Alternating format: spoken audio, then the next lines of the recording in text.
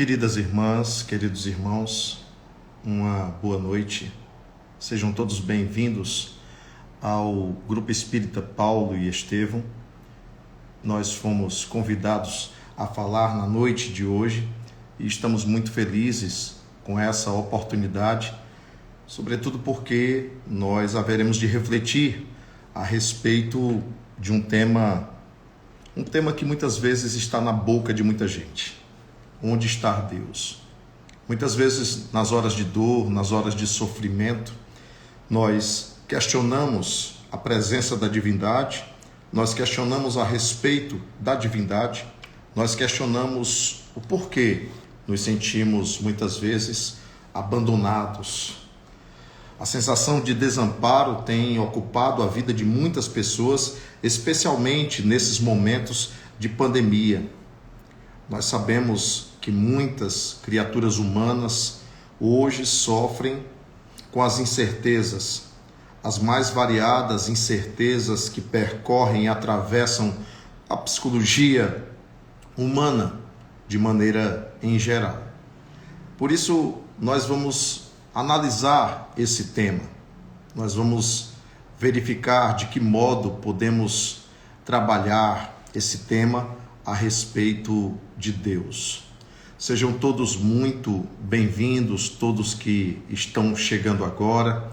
Eu espero que não trave tanto, eu espero que a gente não tenha tantos problemas relacionados com a internet. Sejam todos muito bem-vindos, se sintam abraçados.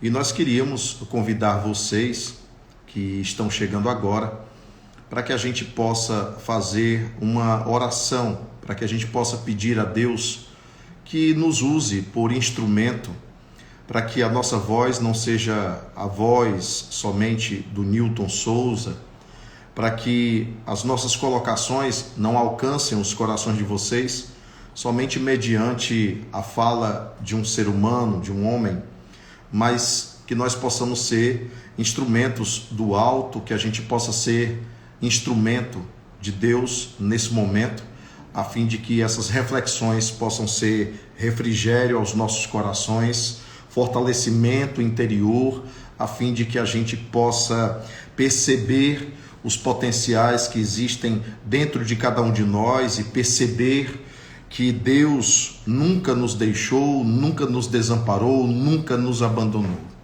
Então, que um abraço de luz percorra as distâncias e alcance a cada um de vocês.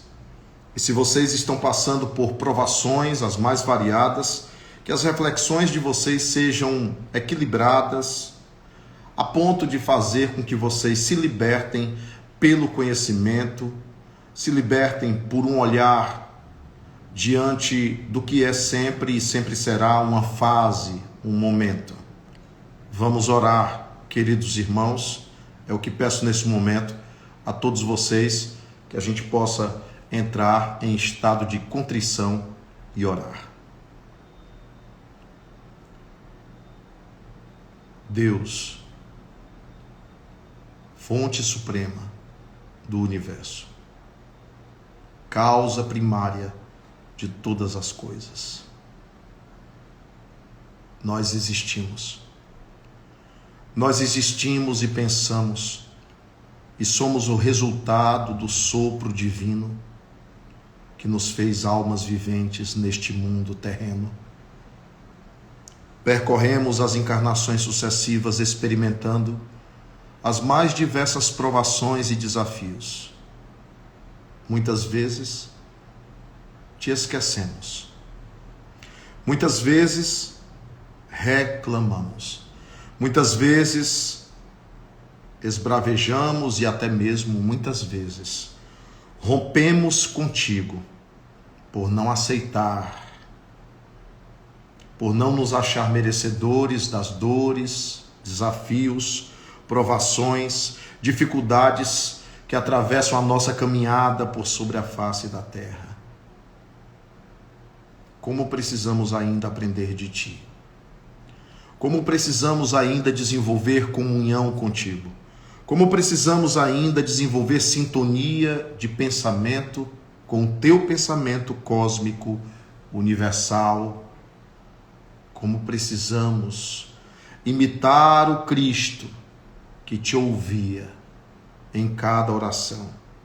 Como precisamos fazer da oração, Senhor Deus, a nossa ponte, o nosso elo, a nossa comunicação contigo.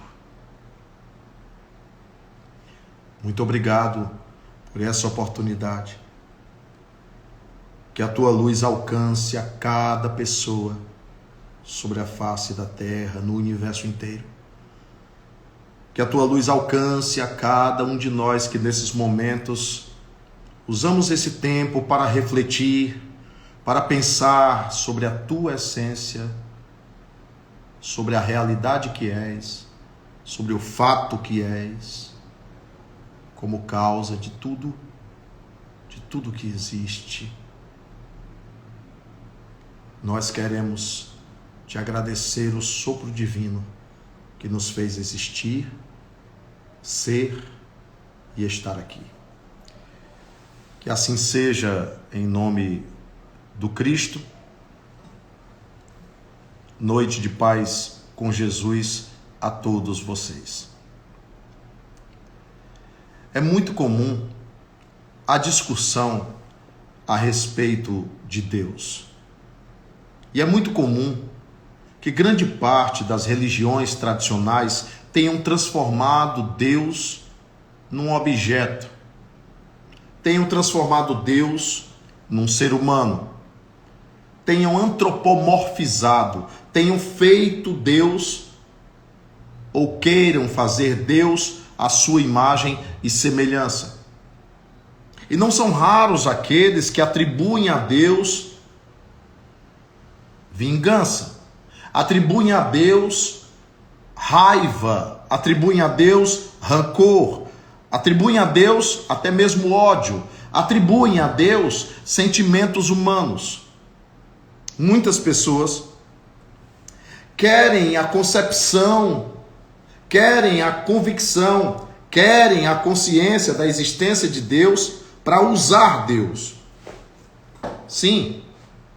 E não para ser usado por Deus, e não para ser instrumento de Deus, mas usar Deus. Tem muita gente usando Deus nos lábios para magoar o outro, para ferir o outro, para amaldiçoar o outro. Tem muita gente usando Deus para alcançar determinados objetivos materiais, como se Deus estivesse à nossa disposição num balcão de pedidos e a gente fosse só lá. Senhor, faça isso por mim. Senhor, faça aquilo por mim. Senhor, eu sou uma pessoa que merece. Senhor, e quando algo não dá certo na nossa vida, o que é que a gente faz? A gente simplesmente pergunta: o que que aconteceu? Por que que eu estou passando por isso? Não é possível. O que está acontecendo, Deus, que eu estou vivendo essa provação, essa expiação, esse sofrimento? Ah, meu Deus, por que você tirou meu filho de mim? Por que você tirou meu pai de mim? Por que você tirou meu irmão de mim? Por que você tirou meu amigo de mim? Por que, Deus?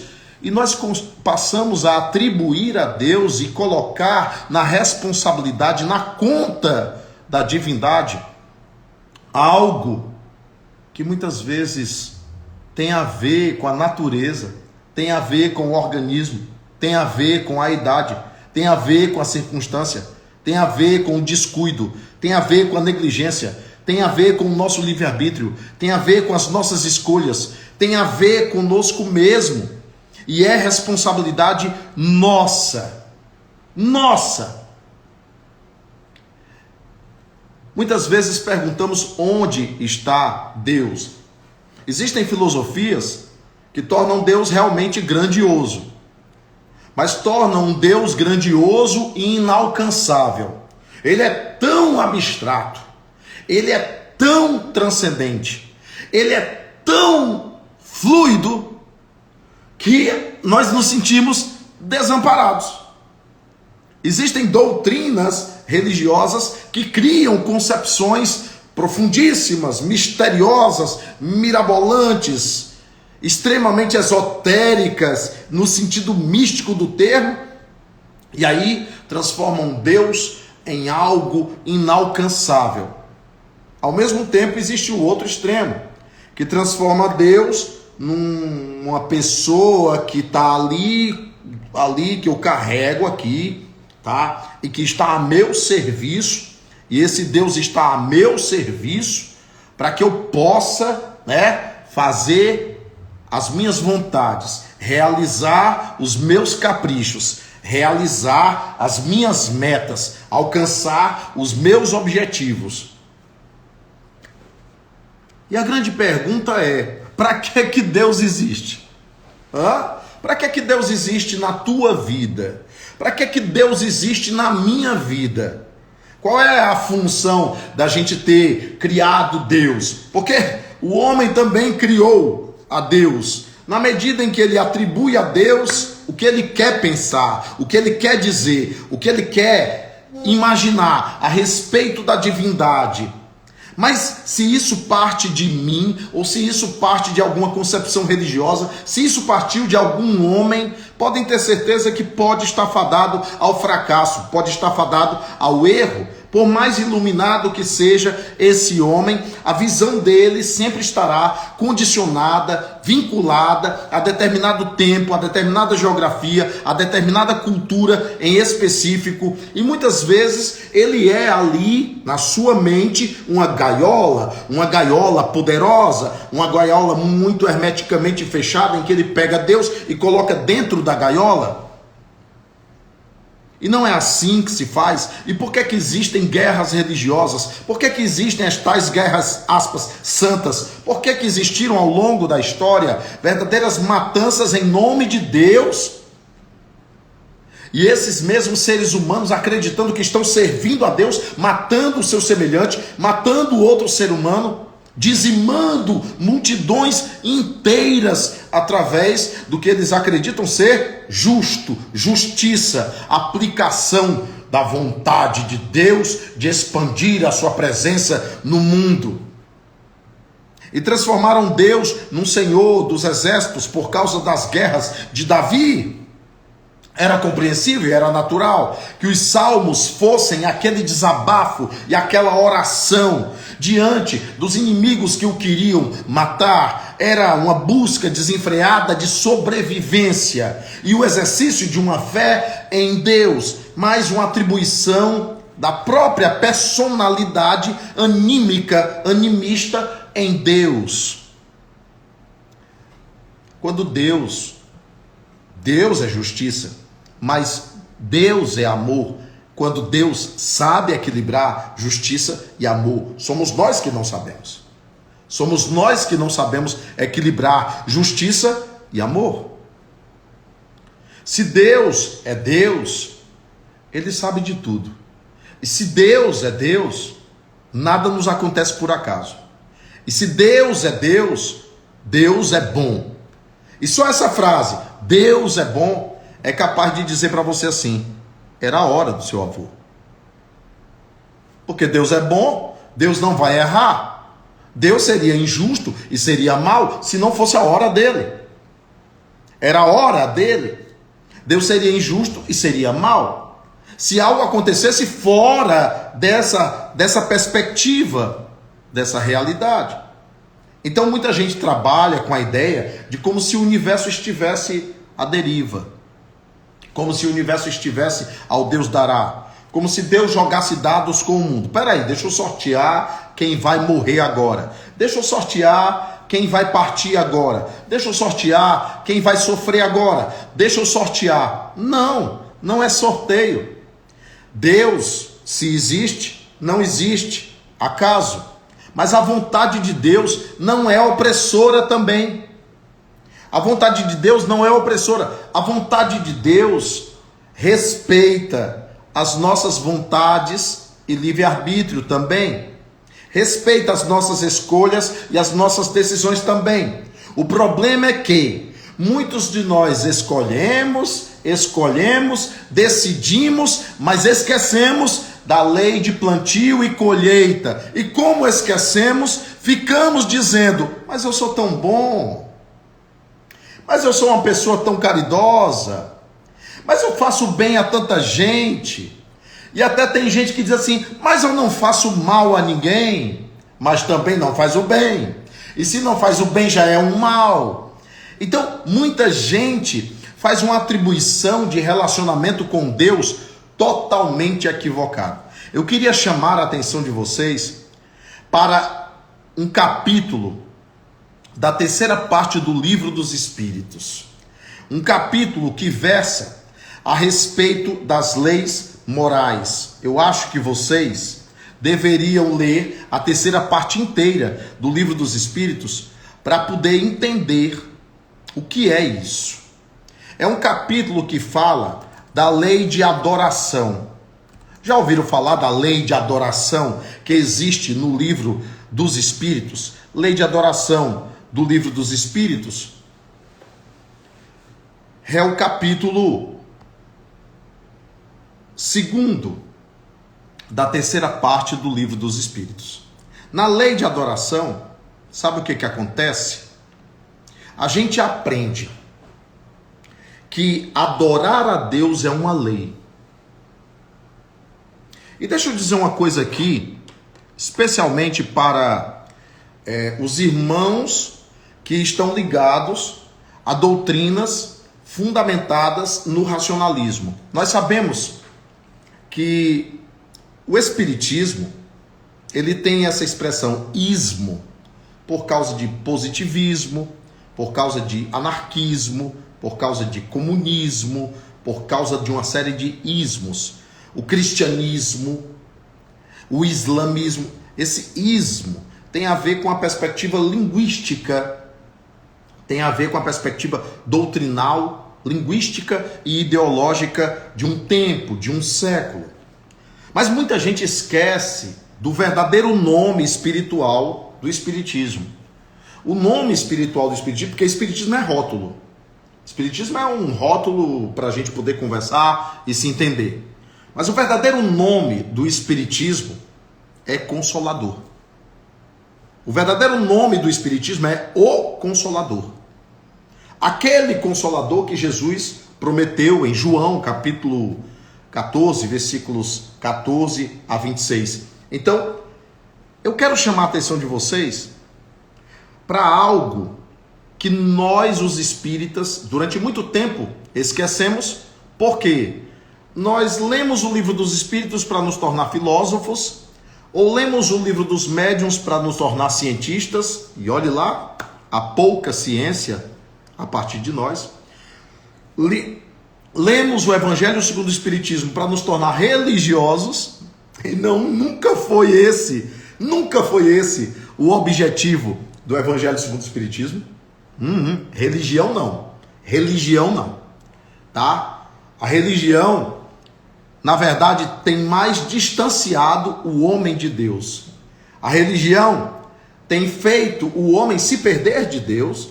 A religião tem criado muito mais o formalismo de um comportamento exterior do que a essência da vivência plena do Evangelho do Cristo, como sendo a base fundamental dessas leis que o Espiritismo vem esmiuçar. Porque, na verdade, o Consolador, ele vem simplesmente aprofundar e alargar aquilo que o Cristo não podia dizer para aquela geração, naquela época, naquele momento, por falta de maiores avanços do pensamento naquele momento histórico. Então Jesus resguardou muita coisa nas parábolas e no Sermão do Monte, para que fosse decodificado com o advento do Espírito Verdade, o Espírito de Verdade. Então, na questão 649, pergunta assim: em que consiste a adoração? Na elevação do pensamento a Deus. Mas vem cá, me diz uma coisa. Você tem condições de elevar seu pensamento? Você tem exercitado a capacidade de elevar o seu pensamento? De expandir o seu pensamento? Algumas pessoas podem recorrer à oração, à meditação, à contemplação, porque são exercícios que a pessoa faz para poder ir se descolando, se desvinculando, se libertando de toda a infraestrutura de mundo material, a infraestrutura de mundo corpóreo, para poder transcender. É um exercício de transcendência, porque se Deus é espírito, ele só pode ser acessado espiritualmente. Se Deus é espírito, Jesus dizia, Deus é espírito e só pode ser acessado espiritualmente. Para a linguagem da época era o máximo que Jesus podia dizer, Deus é espírito. Mas o segredo está na segunda frase, só pode ser adorado em espírito. Ele olha para a mulher no poço de Sicá e diz, Deus é espírito e só pode ser adorado em espírito. Ser adorado em espírito não é ser adorado em carne.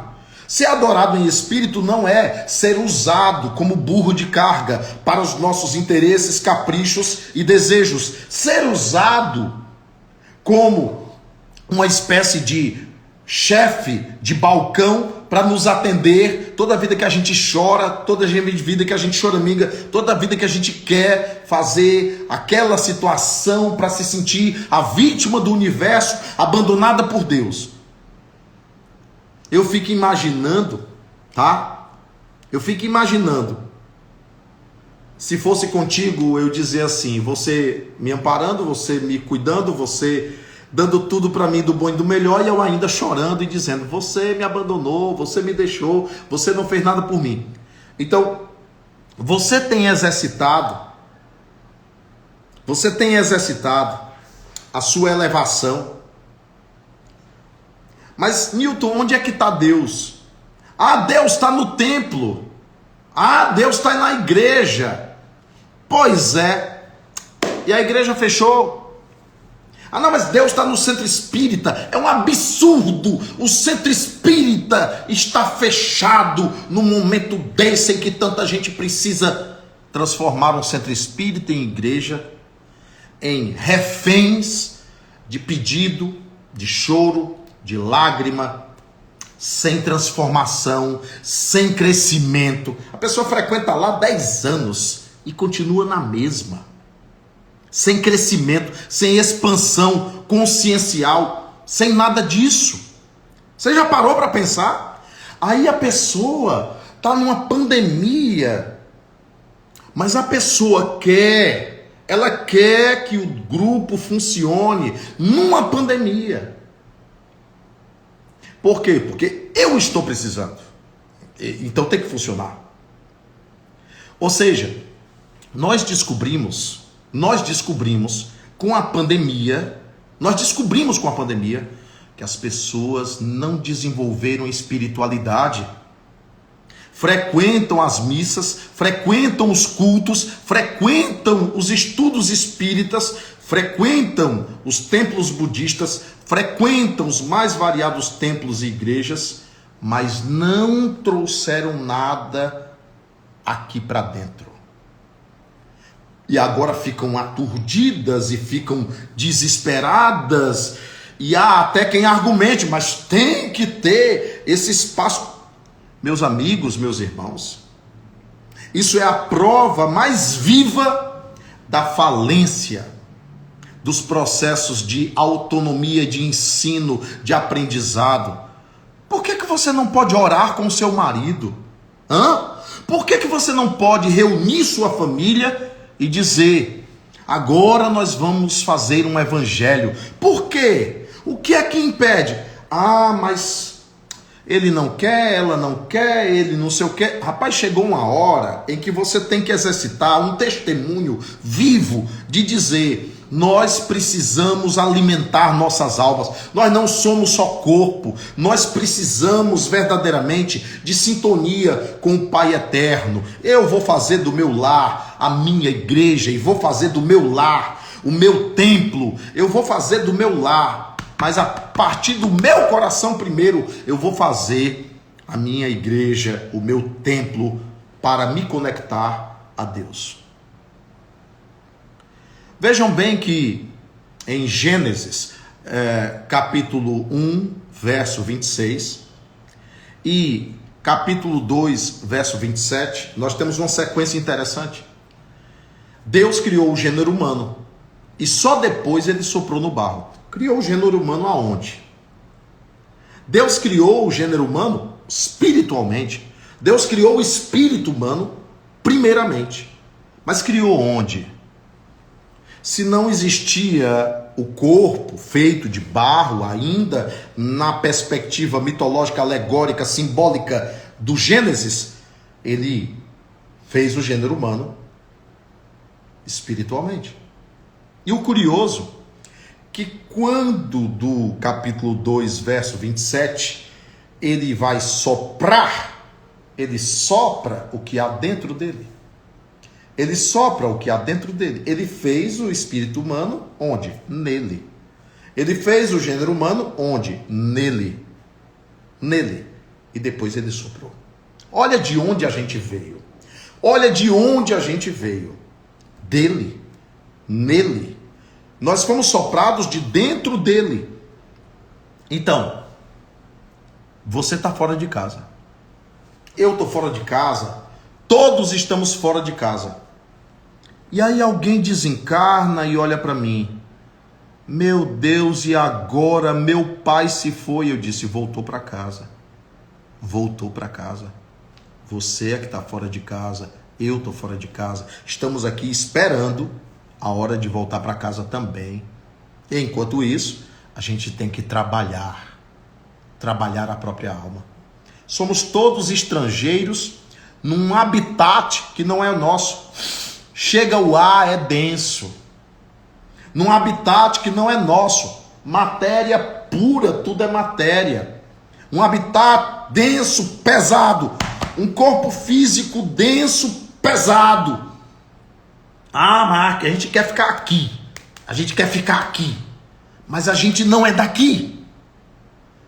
Que imaturidade espiritual verdadeiramente é essa? Você quer ficar aqui? Isso não vai durar. Isso aqui não vai durar para sempre. Isso aqui vai se desfazer. Isso vai se destruir e se transformar. Isso vai virar adubo, sei lá o que. Isso aqui não vai me servir para onde eu tenho que voltar. Eu não vou levar isso aqui comigo, eu não vou levar. Então nós precisamos reconhecer de uma vez por todas, em nome de mais de 4.000 anos de história espiritual no planeta, nós precisamos começar a reconhecer que nós não somos daqui. Que o nosso habitat não é aqui. E que o nosso alimento, o ar que nós respiramos não é o daqui, porque a dimensão onde Deus está, a dimensão onde Deus está é a nossa dimensão. Você já notou uma coisa em relação a Jesus? Será que você já parou para pensar como era a rotina do Cristo? Ele ia lá, curava alguns, daqui a pouco, cadê Jesus? Cadê Jesus? Tá ali, ó. Está lá no quintal, recolhido e está orando. Por que um homem desse precisava orar? O homem vivia em comunhão com Deus. O homem era o filho direto. O filho em comunhão plena com o Pai. Aí ele se recolhe e vai orar. Jesus, que tinha comunhão direta com o Pai, tinha necessidade de orar. E você? Quando é que você decide dizer assim, rapaz, eu estou asfixiado, certo? Eu estou aqui, ó, asfixiado. Eu não estou aguentando, não. Me dá um tempo aí, deixa eu me recolher, porque eu vou respirar um pouquinho o ar da atmosfera de onde eu fui criado. Eu vou dar um tempo aqui para mim. Espera aí, deixa quieto, tá? Deixa eu entrar no meu quarto, fechar minha porta e orar a Deus. Eu vou simplesmente entrar no quarto, fechar a porta e orar a Deus. Eu vou ali respirar um pouquinho, porque é como se a gente fosse um peixe fora d'água e a gente precisa de vez em quando mergulhar, tá? Se o habitat dos peixes é a água e o habitat dos pássaros é o céu, qual é o teu habitat? Qual é o meu habitat? Se a gente veio de Deus, criado nele, e dele. Olha essas palavras. Nele e dele. Criados nele e dele. Então, meus irmãos, minhas irmãs, nós não temos exercitado essa rotina. A gente criou regras. Tem que rezar porque tem que rezar. Você tem que rezar porque você sabe, né? Se você não rezar, aí você não tem proteção. É uma coisa meio negócio. Toma lá da cá. Olhe, se você não fizer a oferta, cuidado. Cuidado. Se você não frequentar ali, tiver uma atividade espírita, no centro espírita, não vai ganhar o céu. Vai passar pelo umbral. É desse jeito. Vamos ser sinceros, é desse jeito. Não é uma relação com Deus espontânea. E a relação tem que ser espontânea. A adoração é uma lei da natureza. Quem não adora morre por dentro. Quem não adora a Deus morre por dentro. É preciso adorar. É preciso adorar. E os textos bíblicos dizem que Deus está em busca de verdadeiros adoradores. Por quê? Porque a adoração é inata. O indígena começou a adorar algo. A adoração é inata no ser humano. Até o ateu adora, nem que seja o carro dele, tá? Nem que seja a casa de praia ou a conta bancária dele. Até o ateu adora. Porque a adoração é algo inerente ao ser humano. Ao ser humano. Então, em 650, Kardec pergunta: origina-se de um sentimento inato a adoração ou é fruto do ensino? Sentimento inato. Porque como ele nos fez, nele e dele, a marca dele está em nós. Nós estamos ligados a ele. Mas aí vem a religião e diz assim: é preciso religar. Isso é uma ilusão. Nós nunca nos desligamos de Deus. Fomos criados nele e por ele. Isso é uma ilusão que criaram para poder te manipular e para poder dizer que você tem que estar dependente daquele rito, daquele ritual, para poder dizer que você está dependente daquele culto exterior. Adorar a Deus não é adorar essa lâmpada. Adorar a Deus não é adorar um palestrante. Adorar a Deus não é adorar um pastor, um padre. Adorar a Deus não é adorar uma igreja. Adorar a Deus não é adorar um altar. Adorar a Deus é adorá-lo em espírito, como disse Jesus à mulher no poço de Sicar. Não é? Então, precisa de manifestações exteriores à adoração? A questão 653, Kardec pergunta: a adoração verdadeira é a do coração. Olha a resposta dos espíritos: a adoração verdadeira é a do coração. Mas tem gente adorando muito mais o intermediário e o representante de Deus, ao invés do próprio Deus. E quando a gente fala de idolatria, a gente está falando disso. Idolatria é isso. Tem muita gente que diz assim: não, eu não tenho imagem, eu não adoro, mas adoro o marido. Se o marido morrer, você morre. Adoro o filho. Adora o filho. Adora, eu estou falando de adoração. O filho é mais importante que Deus. Não, o filho não tem que ser mais importante que Deus, não. Nem o pai é mais importante que Deus, nem a mãe é mais importante que Deus. Deus é mais importante do que pai, mãe, filho e tudo. Muito mais. É muito maior. Então, na verdade, são duras as palavras, são muito diretas as minhas palavras. Vocês já me conhecem, sabem que eu falo assim. Mas é uma verdade. A adoração verdadeira é a do coração. Nós adoramos a Deus pela intenção do coração. Então, em todas as vossas ações, lembrai-vos sempre que o Senhor tem sobre vós o seu olhar. Na hora de um almoço, obrigado, meu Deus. Na hora de um banho, meu Deus, a água.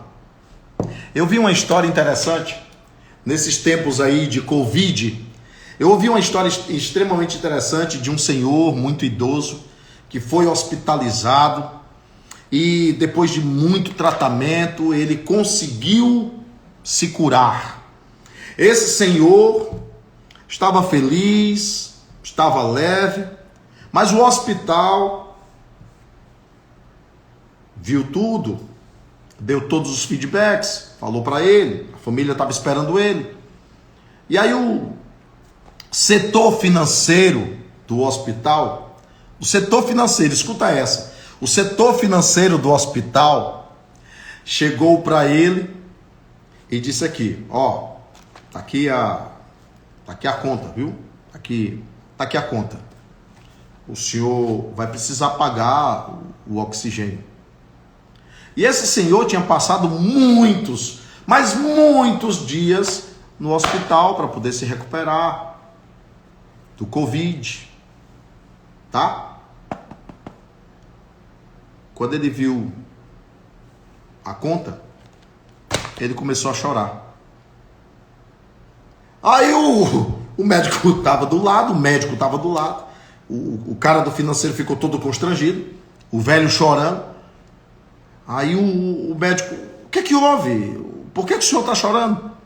Aí o cara, se o senhor está achando o valor muito alto, a gente pode conversar, tentar dar um desconto.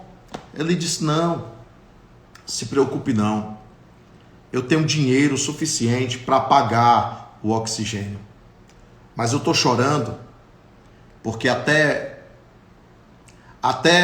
antes de ter essa doença, eu respirava e nunca agradecia a Deus pelo ar que eu respirava. Eu estou chorando por isso. E agora eu estou tendo que pagar o meu ar, um oxigênio. Percebem? Deus pode ser adorado nas pequeninas coisas, nos pequenos detalhes. Allan Kardec pergunta até assim: tem Deus preferência pelos que o adoram desta ou daquela maneira? Deus prefere os que o adoram do fundo do coração. Não tem a ver com, ei, qual é a melhor ação para eu fazer para Deus? Não. Não tem a ver com, ei, se eu der 5 andares de joelho.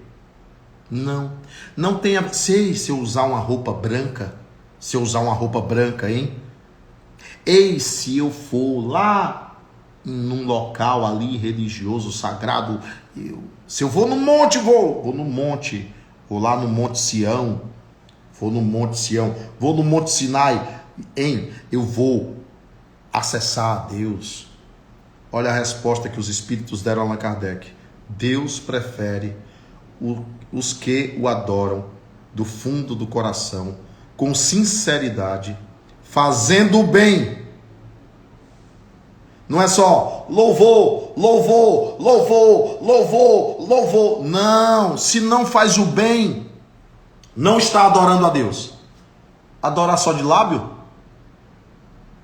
Jesus disse, nem todos que dizem Senhor, Senhor, entrarão no reino dos céus. Não é lábio, é ação. Não é lábio, é atitude. Não é lábio, é praxis, é prática. Olha só o que ele diz: Deus prefere os que o adoram do fundo do coração, com sinceridade, fazendo o bem e evitando o mal. Evitando o mal que você mesmo quer fazer, evitando o mal que outro quer fazer, evitando o mal. Olha só o que ele diz mais, e agora eles batem com força. Batem com força. Aos que julgam honrar a Deus com cerimônias que não os tornam melhores para com os seus semelhantes. Não adoram a Deus. Cerimônias não refletem adoração a Deus.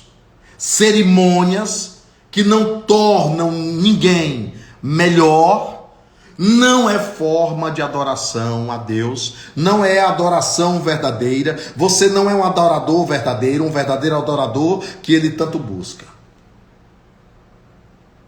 Não tem a ver com, ei, eu vim aqui no Centro Espírita, eu já participei de 200 sessões espíritas.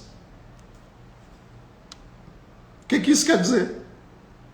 Isso não quer dizer nada. Nada. Se não houver aprendizado, se não houver mudança, se não houver transformação, se o indivíduo não se torna melhor, se sua sintonia com Deus não se alarga, não se aprofunda, se sua comunhão com Deus não faz com que ele seja instrumento de Deus sobre a face da terra, no mundo, se ele não torna as outras pessoas também melhores com a sua própria atitude e o seu próprio exemplo, já que tem tanta gente boa de palavra, por isso que eu acho tão fácil palestra. Palestra é a coisa mais fácil do mundo. A coisa mais fácil do mundo é você dar uma palestra. Eu quero saber é viver. Eu quero saber é você viver o evangelho do Cristo no cotidiano, no dia a dia. Olha só o que mais os espíritos dizem e falam com força. Você que ficava aperreado porque Jesus chamou o outro de hipócrita ou raça de víbora, olha o que é que os espíritos dizem. É hipócrita aquele cuja piedade se baseia nos atos exteriores. Porque no ato exterior eu sou visível, hein?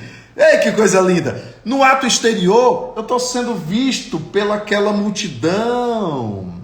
No ato exterior, eu sou alguém que pareço ser bom. Eu já estou ganhando uma recompensa, eu sou visível, pareço ser bom, as pessoas me olham com destaque. Então, olha que maravilha. Mas eu estou ali adorando a Deus mesmo? Ou eu estou criando um altar para mim mesmo? Ou eu estou adorando a minha própria personalidade? Por isso que fama é tão perigosa para líder religioso. Por isso que esse negócio de fama, de elogio, multidão atrás da pessoa, abraço, apulpo, fulano, o fulano, não sei o quê. Por isso que é tão perigoso, por isso que é tão falseador, por isso que é tão ilusório.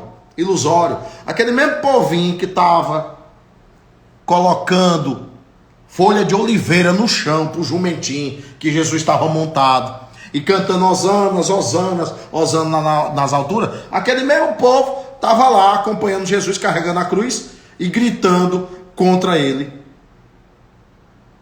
sem fazer nada por ele. Aquele mesmo povo que estava elogiando. Cuidado, viu, com esse negócio de elogio. Coisa ilusória é elogio, tá? Eu nem escuto. A pessoa pensa que eu estou escutando, eu estou assim, ó, sorrindo. Pensa que eu estou absorvendo? Não. Porque o elogio não é verdade. O elogio não reflete o que sou. O elogio não reflete o que realmente ainda sou e que preciso ainda me trabalhar para ser. Então ele diz, é hipócrita aquele cuja piedade se baseia em atos exteriores. Mau exemplo dá todo aquele cuja oração é afetada e contradiz o seu procedimento. A pessoa louva a Deus, a pessoa ora em alto e bom tom, a pessoa faz uma grande pregação e uma grande palestra, mas o procedimento é outro, a atitude é outra, o ato é outro, a ação é outra. O que revela as pessoas, gente, não são as palavras. Aprendam a se guiar para nunca mais ter tanta decepção, né? Aprenda a ver o que a pessoa faz. A ver o que a pessoa faz. Um ateu assistiu a uma palestra do irmão Bem-vindo da Costa Mello. O irmão Bem-vindo da Costa Mello tinha feito essa palestra num centro espírita, bem humilde, um centro espírita pequenininho, e esse ateu estava lá. Ele achou brilhante a palestra do irmão Bem-vindo, mas ele ficou dizendo assim: eu vou ver se esse espírita acredita tanto em Deus assim mesmo, eu vou ver se é verdade o que esse espírita, eu vou acompanhar esse espírita, eu vou seguir esse espírita. Rapaz, tu acredita que tinha isso? Pois é, o ateu resolveu seguir. Assim que saiu do centro espírita, tinha um mendigo deitado no meio da rua. Estava assim a uns 5 metros da porta do centro espírita, tinha um mendigo. Estava meio escuro. As palestras espíritas normalmente à noite, né? O horário tradicional de 7h30 da noite. Terminou lá para as 9 horas. Estava lá o mendigo estirado no chão. Aí o ateu já tinha entrado dentro do carro e ficou só esperando o irmão Bem-vindo entrar no carro dele. Aí o irmão Bem-vindo, que nesse dia estava até de paletó. Antigamente o pessoal, né, que ia falar no centro espírita usava paletó, usava blazer, essas coisas tudo. Era comum. E aí o irmão Bem-vindo tirou o paletó, abriu o bolso do paletó, pegou um dinheiro, colocou dentro do bolso do paletó. Aí foi até o mendigo, cobriu o mendigo com o paletó. Serenamente, o mendigo estava dormindo, mas estava descoberto. Ele colocou o paletó. E o ateu olhando aquilo ali. O ateu olhando aquilo ali. O ateu ficou pasmo. Aí pensou: realmente é um verdadeiro espírita. É um verdadeiro espírita. E o ateu se tornou espírita. Isso foi aqui em Fortaleza, viu? Foi aqui. Como é que eu soube? Não foi pela boca do irmão Bem-vindo, não. Tinha um terceiro olhar que viu. Então é assim. Adorar a Deus não com palavras. As palavras são a expressão do coração, com certeza. É óbvio que a gente diz: meu Deus, obrigado, ó Senhor, Tu és tão bom, tão maravilhoso. Olha que oportunidade Tu nos deste. Nós estamos aqui. Mas muitas vezes as pessoas mudam a sua relação com Deus. Quer ver? Quer ver? A pessoa diz assim para mim: por favor, não se choquem comigo não, tá bom? Não é frieza, não é frieza. Não se choquem comigo, porque não é frieza. Eu convivo com a morte e convivo com os mortos e interajo com os mortos. Então, quando eu digo assim, não somos daqui, não é mais intelectual isso. Quando eu digo assim para vocês, voltamos para casa, algum dia vamos voltar para casa, não é mais uma coisa de cérebro, não é mais uma coisa de cérebro. É sentimento, é consciência, é tudo junto. Aí a pessoa disse assim: minha mãe está na UTI, aliás, estava na UTI, né? Ela estava na UTI, tinha tido um AVC e ela foi para a enfermaria. Atualmente, a mamãe está na enfermaria. Ela tinha caído, bateu a cabeça, foi um corte profundo, teve traumatismo, o AVC desequilibrou, foi de madrugada, às 3 da madrugada, e aí o AVC teve uma extensão, foi um AVC isquêmico, teve uma extensão, vai comprometer o lado esquerdo, que aparece para você assim, né?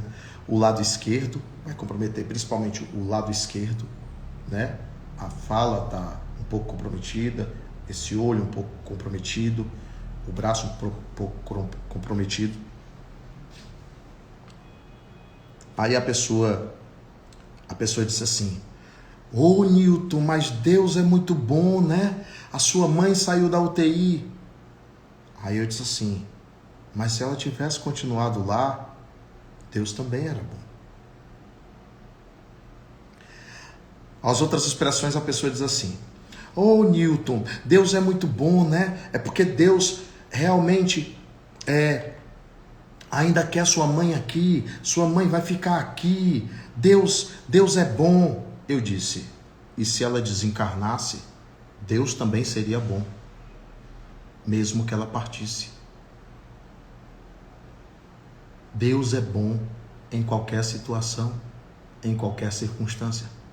Mas as pessoas continuam fazendo Deus ser bom só se a gente permanecer aqui. Só se a gente permanecer aqui.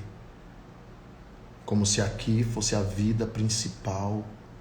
Como se aqui fosse a vida maior. Como se aqui fosse a vida verdadeira.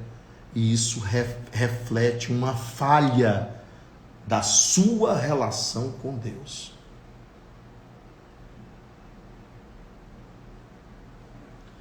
Nós precisamos enxergar Deus nos detalhes. A mamãe já tinha pressão alta, que chegava a 20/14. Aquele AVC já estava marcado para existir, porque médico nenhum acertava o remédio. Aí, ela toma a primeira dose da vacina e a segunda dose da vacina antes de ter o AVC. Aí, ela cai de madrugada, às 3 da madrugada. E tem um corte em L na cabeça. A minha irmã passou maus bocados, a minha irmã mais velha, porque viu o sangue todo no chão. E a cabeça é muito vascularizada. Gente, se a mamãe não tivesse caído, se o AVC tivesse sido ela dormindo, o AVC tinha prosseguido ali. E ninguém tinha feito nada. E estava tudo bem, a gente só ia ver alguma coisa, alguma alteração. E talvez ninguém percebesse. Se ela não tivesse caído, mesmo com o preço do corte da cabeça, digamos assim, nós não teríamos, muitas vezes, tido toda a mobilização possível. Eu vejo Deus em tudo isso.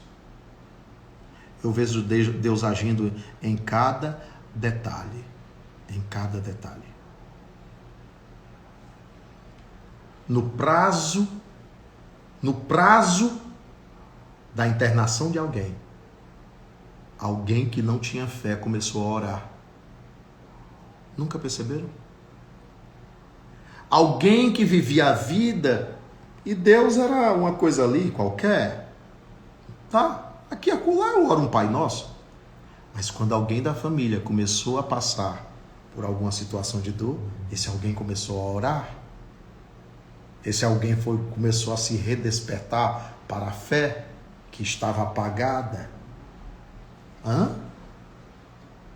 Deus não está em tudo, então?